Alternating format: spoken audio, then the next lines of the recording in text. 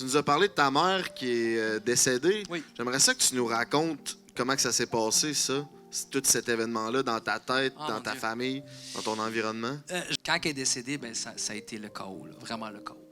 Ça a été vraiment, vraiment... Là, c'est le seul spectacle, d'ailleurs, 2 spectacles que j'ai annulés dans ma vie seulement.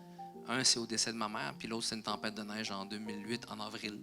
Fait qu'on a dû annuler, mais sinon, 0. Puis Steve était avec moi, ma femme était avec moi à l'hôpital, puis je me rappelle, les derniers souffles, là, c'était total. Puis elle souffrait beaucoup, là, elle était malade pendant 10 ans.